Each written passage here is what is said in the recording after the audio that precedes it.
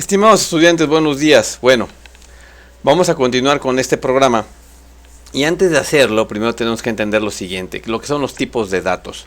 Los tipos de datos son aquellos que yo voy a poder utilizar para poder definir mis variables o constantes. Una constante es un valor que nunca cambia. 3.1416 pi es una constante, por ejemplo. Una variable es aquella que va cambiando conforme tú vas desarrollando o siguiendo el programa. La edad de una persona va cambiando, su domicilio va cambiando, su nombre va cambiando. Es decir, para la captura, mi nombre nunca va a cambiar, pero en una captura donde estoy capturando yo o tecleando el nombre de los estudiantes de un grupo, pues entonces va cambiando esa variable. Por eso se llama variable, porque va tomando diferentes valores. El tipo de cambio, por ejemplo, de una casa de bolsa, del precio, a cómo se cotiza el dólar, el peso. El tipo de cambio es variable porque en determinado momento del día puede cambiar, entonces variable. Y así vamos a definir entonces lo que son constantes, nunca cambian, variables cambian. ¿Y cómo las voy a definir en mis programas? Entonces hay que primero establecer que en C# existen diferentes tipos de datos. Algunos de los tipos de datos más comunes son los siguientes. Numéricos enteros. Hay que recordar que los numéricos se dividen en enteros y con punto flotante, ¿sí? Los enteros son aquellos que no van a poder tener, por ejemplo, el peso. ¿Cuánto pesa? 50.5 kilos. No puede tener el punto flotante. Se ajusta. Si tú le pones 50.5, lo cierras 50. Nada más toma la parte entera. Si le pones 50.9, toma 50. No lo ajusta a 51, no toma solamente la parte entera. Y dependiendo del tipo de variable que vayas a definir, es el tipo de dato que te conviene utilizar. ¿Por qué? Porque al final de cuentas, lo que tú estás estableciendo cuando defines un tipo de dato es el espacio en memoria que te va a reservar para almacenar ese dato. Si yo tengo un espacio muy grande o estoy reservando un espacio muy grande para almacenar el número de pasajeros que caben en un automóvil, y yo lo defino con un tipo long, que mide 64 bits, pues estoy desperdiciando mucho espacio. ¿Por qué?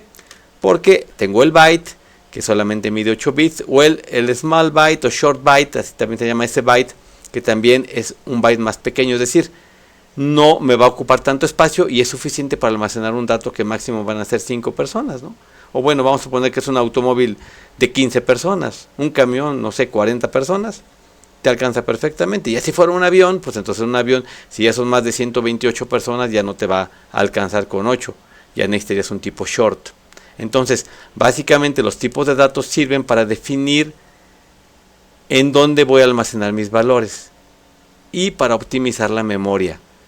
Acuérdense que a final de cuentas, si yo estoy desperdiciando mucha memoria en algo que estoy usando o que estoy utilizando en definir una variable, eso en un dispositivo móvil me consume batería. Entonces, a final de cuentas, el ahorro de memoria es ahorro de batería. Así se resume. Tenemos entonces también lo que son el uint entero sin signo de 32 bits. ¿Ese para qué me puede servir? Pues para operaciones matemáticas.